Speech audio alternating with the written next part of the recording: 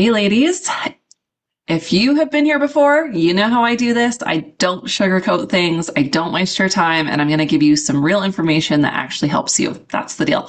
So let's get started. I want to start today a little differently.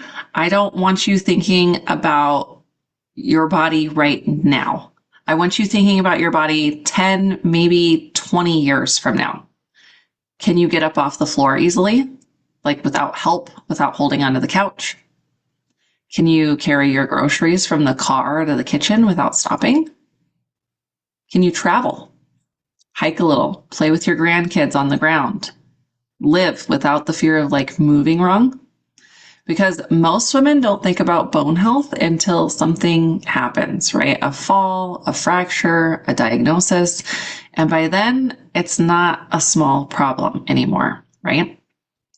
Have you ever known anyone or someone in your life who has had their life completely changed after a fall or a fracture? Type yes in the comments. Yeah, for sure. I've seen it a lot. It's life-changing. Everything kind of just goes downhill after that, right? Getting a lot of yeses, thinking of those specific people, your mom, a grandmother, a friend. This is more common than we think, and it's almost never talked about until it's too late. So today, that changes, because what you're going to learn in the next 30-ish minutes has the potential to change your trajectory, not just for this year, but for the next 20, 30, 40 years of life. Okay. That's what we're here for. So let's get into it. Okay. So I need to clear something up, because most of us were taught that your bones are not fixed structures. Okay. They're not just sitting there doing nothing, holding you up. Okay. They're constantly breaking down and rebuilding every single day. It's called bone remodeling, and it never stops. Not at 40, not at 60, not at 80, but there's two types of cells involved in this process. There's osteoclasts. These are the cells that break down old bone tissue. And there's osteoblasts. And these are the cells that build the new tissue. And when those two are in balance, you maintain a really strong, dense, and healthy bone. So when osteoclasts start outpacing osteoblasts, you lose bone density faster than you can replace it. And this matters because your lifestyle, your nutrition, your hormones, your movement, they all influence which side is in the lead. Okay. And it's not just something that happens to you. Your body is responding every single day to the signals that you're giving it. And when you understand that, it becomes empowering. Okay. We kind of take back that control a little bit. It means your choices matter more than you might even realize. So let's talk about what bone density actually means. So bone density refers to how much calcium and other minerals are packed into a segment of bone. And the higher the density, the stronger the bone. And so when we lose bone density, we move through a spectrum. Okay, so there's normal bone density and you're maintaining well. Then there's osteopenia, which is early bone loss. And this is the warning zone. Most women don't even know they're here. And then there's osteoporosis. So this is significant bone loss where fracture risk becomes quite serious. And the scary part is that there's no symptoms in this. Bone loss is silent. You feel fine until you don't, which is exactly why we have to be proactive. You can't feel your way to catching this early. You have to just know. Okay. One thing too that women are never told about their bones is that your bone density builds through your teens and into your 20s, and it peaks. It kind of reaches a maximum somewhere in your mid 30s, and then it slowly starts to decline. So in your 40s, most women are losing around 0.5% of bone density per year. And I know that doesn't really sound like much, but it really adds up. And then comes perimenopause and menopause, right? So when estrogen begins to drop, we talk more about this in a few minutes, but bone loss accelerates significantly. Some women lose up to 2% a year in the years surrounding menopause. And so when you do that math over, 5-10 years, you're looking at a fundamentally different skeleton than the one that you had at 35. And this is why women are disproportionately affected by osteopenia, osteoporosis, hip fractures, which are one of the leading causes of loss of independence in older women, spinal compression fractures, wrist and forearm fractures from like protective falls, like when you go to like catch yourself. And 1 in 2 women over 50 have osteoporosis related fracture in her lifetime. 1 in 2. That's not a statistic that we are supposed to just accept, okay? So I want to know in the chat, were you ever taught about bone health growing up? Yes or no? No. Yeah, right? Most of us weren't. And that gap in education really has some real consequences. So we're going to fix that. Next, I want to take a few minutes to kind of dive into something I don't hear enough coaches or practitioners talking about, and it's the connection between your hormones and your bone density. So most people know that estrogen is a sex hormone, but what fewer people know is that estrogen is also key to bone protective. It's like a bone protectant hormone. And so estrogen actually slows down the osteoclast activity, means it kind of puts the brakes on the bone breakdown. And so when estrogen is present in healthy amounts, your bones are getting kind of that layer of protection. And when estrogen declines, whether that's through perimenopause, menopause, or extreme dieting or over exercising, that disrupts your cycle. And that protective effect goes with it. And so this is one of the reasons that women go through early menopause or who have had like irregular periods for long stretches of time, they're at even higher risk for early bone loss. And the other one that a lot of people don't connect to bone is cortisol. So cortisol is your primary stress hormone, and in small appropriate doses, it's not the enemy, but chronically elevated cortisol, like the kind that comes from ongoing stress, poor sleep, undereating, overexercising, or just living in a constant state of pressure, like resonating up here all the time, it actually breaks down your bones. So high cortisol impairs the osteoblasts, the builders. So your body is breaking down more than what it's building. And so here's the part I want you to really sit with is if you are chronically stressed, chronically undereating, chronically undersleeping, you are creating a hormonal environment that is hostile to your bone density. Not because you're doing something wrong intentionally, but because your body prioritizes survival. And bone density is like a long-term investment, and the body will sacrifice long-term investments when it's in survival mode. So this is why I talk so much about working with your biology and not against it. So I want to share a little bit about a lady that I worked with. She came to me super frustrated. She'd been, eating less, moving more, doing everything she thought she was supposed to. And she felt exhausted, like just straight depleted, but she kept pushing because she thought that that was like what discipline looked like. And she had watched her mother, a very healthy, active woman, take a fall in her kitchen. Just a fall, the kind that happens, in a split second. And that one fall turned into a hip fracture, surgery, 3 months of rehab, a level of dependence she had never had before, and then a constant fear of falling again. And this client had told me, I sat in the hospital room watching my mom, and I thought, I don't want this to be me. I can't, but I also don't know how to prevent it. And she didn't know that everything that she'd been doing, the restriction, the excessive cardio, the high stress, the low calorie intake was quietly working against her bones. She thought she was being healthy. She was doing, all the things our culture tells women to do, the whole eat less, move more, push through. But her body was paying a price that she couldn't quite see yet. And, when we ran her labs and looked at the full picture, her cortisol was very dysregulated. Her nutrition was definitely deficient in a lot of key minerals and protein her bones needed. And her body was in just that chronic low-grade stress state. And so we rebuilt her approach from the ground up, not by having her do more, but by finally giving her body what it actually needed. And that's what I want for every woman in this space, is to stop guessing and start knowing. So let me ask you something. How many times at some point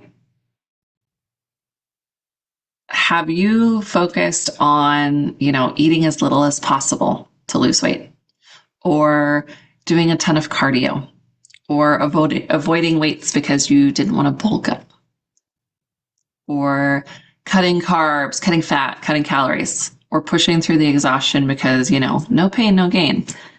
I want to drop a me in the chat if any of that sounds familiar.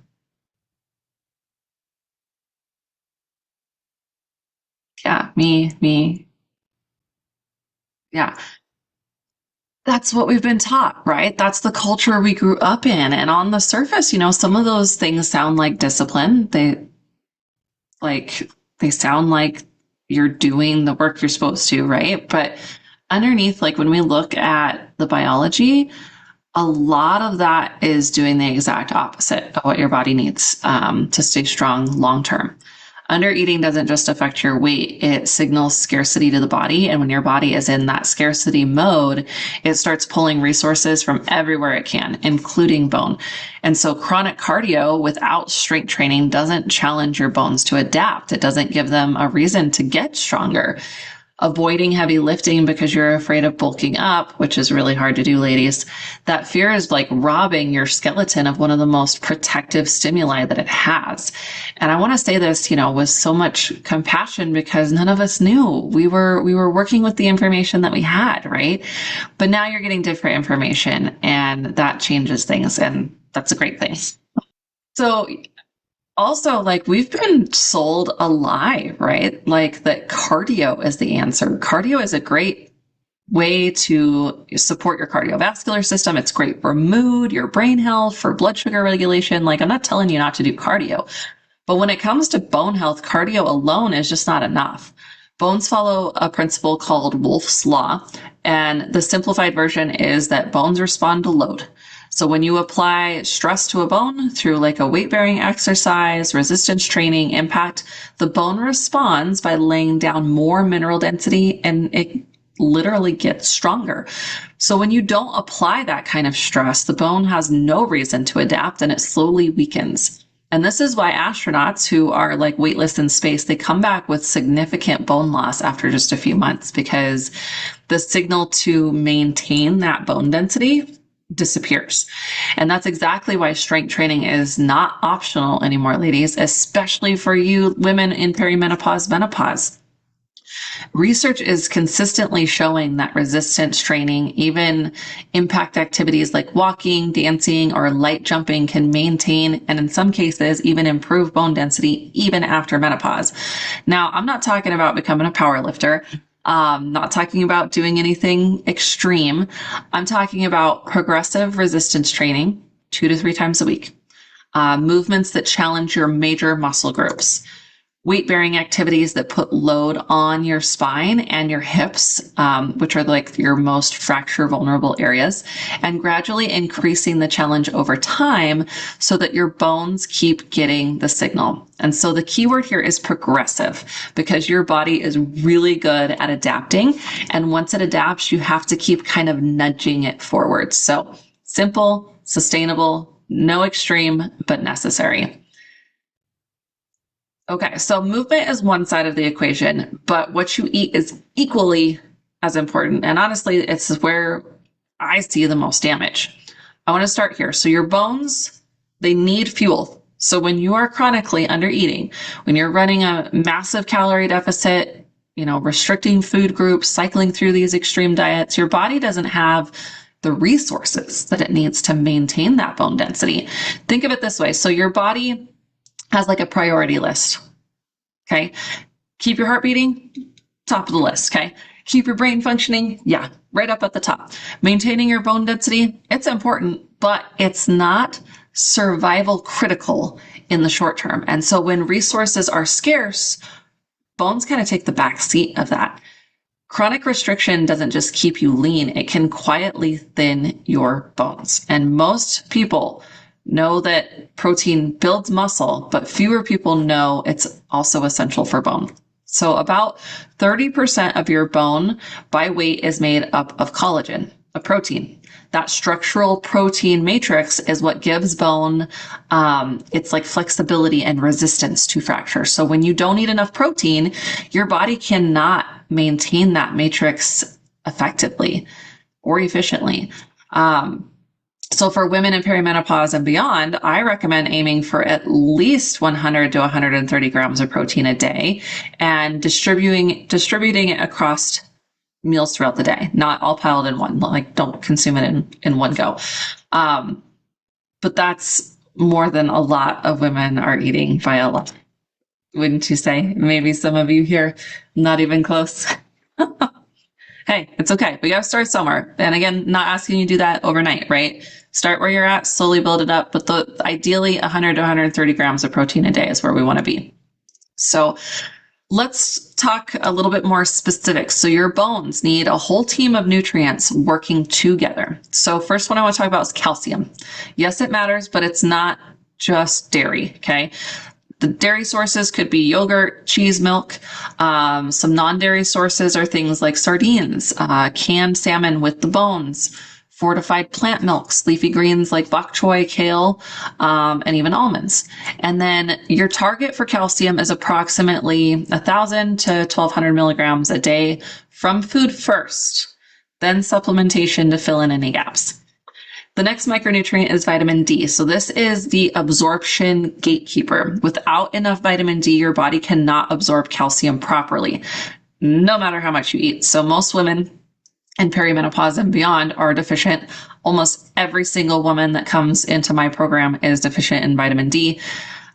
Food sources are limited because they come from fatty fish, egg yolks, fortified foods, and supplementation is almost always necessary. And we'll cover more about this here in a minute. But the next one is magnesium. Okay, it's like the underdog. Magnesium is involved in over 300 enzymatic reactions. So this is including bone remineralization, but it also helps activate vitamin D. You can find this in chocolate, nuts, seeds, leafy greens, legumes. Many women are deficient due to soil depletion and high processed food diets. Vitamin K2, this is like the traffic director. K2 helps to direct the calcium into the bone where you want it and away from the arteries where you don't want it. So these can be found in fermented foods like sauerkraut, kimchi, some cheeses, also in egg yolks. And supplementation for this is often needed as well. And it works best when we pair it with the vitamin D. Okay, so it'd be like a D3K2 supplement all in one. Collagen, this is for your structural support. So we want hydrolyzed collagen peptides may support bone matrix quality, especially useful when protein intake is lower overall. And we want to look for type 1 and type 3 collagen sources. So those are kind of the main ones. So I want to kind of do a little bit deeper dive into the supplement breakdown. So I want to be really honest with you about supplements, okay? They are not magic. They are not a substitute for food, and they are not a one size fits all, okay? They are meant to fill the gaps where our nutrition is lacking, okay? There are just a handful that have really solid research behind them for bone support that I think most women in this stage just deserve to know about. So again, like I mentioned before, that D3 plus K2 together for a reason, because D3 increases the calcium absorption. K2 makes sure that the calcium goes where it should. Most practitioners are going to recommend anywhere from 2,000 to 5,000 IU of D3 daily, but testing your blood levels is the only way to know what you need, okay? Don't be throwing supplements at it all willy-nilly, okay? You need to know what your body really needs when it comes to these things. The K2 dose is typically somewhere between like 90 to 200. And the MK7 is like the most bioavailable form of, so look at that on the labels. Magnesium glycinate or malate, not oxide. Okay. Magnesium oxide is poorly absorbed and is mostly used as a laxative. Okay. Glycinate is well tolerated. It's absorbed well. It also helps support your sleep and your stress. So getting kind of a double whammy out of that. And usually recommended about 200 to 400 milligrams in the evening is a pretty common starting point. Calcium, again, supplement last, food first, okay? Calcium supplements have a very complicated reputation. Some research links to high dose supplements to cardiovascular concerns. So first approach is food first, always preferred. If supplementing, calcium citrate is better absorbed than calcium carbonate, especially if you have lower stomach acid.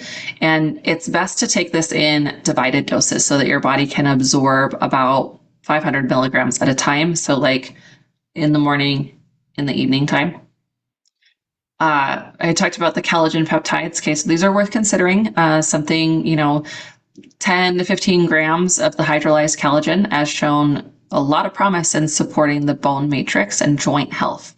And when we pair that with vitamin C, you get better collagen synthesis. So the bottom line on supplements is test, don't guess, okay? Get your blood work in, see what you're deficient in, talk to your healthcare provider about proper dosing. And if you can't access full lab testing right now, like start with a D3, K2, and magnesium glycinate. These two are almost universally needed and very well tolerated, okay? But you should always check with your healthcare provider before adding in any kind of supplementation or making any major changes to your diet or lifestyle. And if you want to know exactly what your body needs based on your blood markers, that's exactly what we do inside my program. So I want to bring this kind of full circle before we close. So the women who are at most risk for significant bone loss in the next 10 to 20 years are not the women who are sedentary and eating everything in sight. Okay, they're often the women who think they're doing everything right.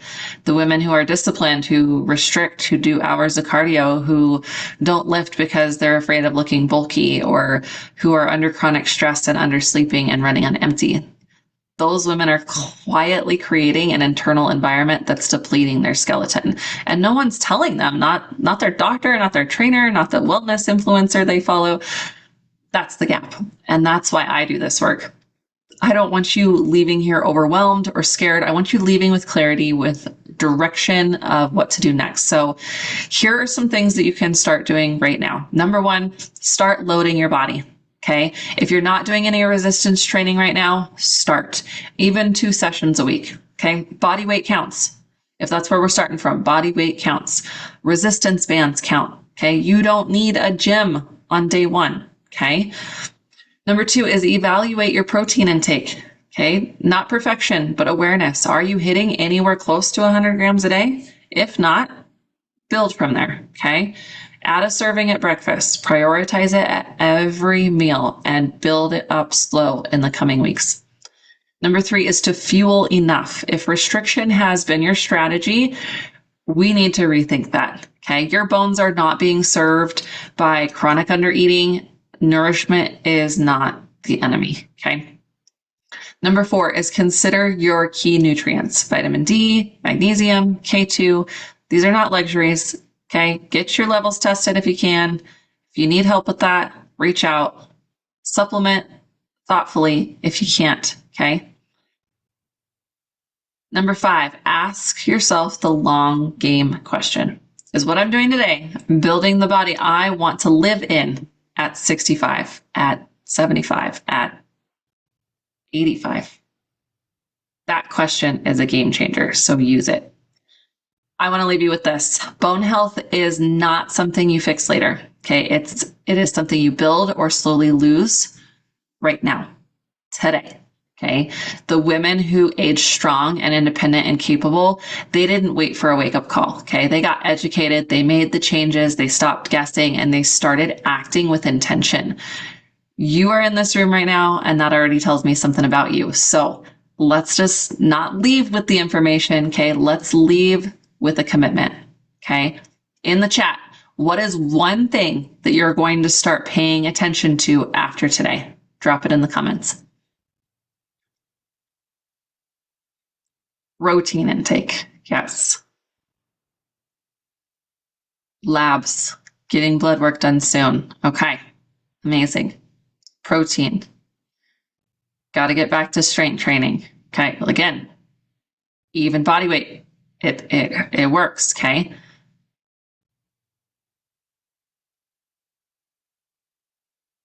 Protein. All right. Again, this isn't really about your bones, right? It's about your independence, your longevity, your ability to live fully in every decade ahead of you. So thank you for being here, ladies. I appreciate it. So before I let you go, I just want to make sure you know what's available to you if today resonated. So if you're sitting here thinking, I want to know what's actually going on in my body. I don't want to keep guessing. I want a personalized plan that actually accounts for my hormones, my labs, my lifestyle. Then let's talk. I have a limited number of free calls available right now.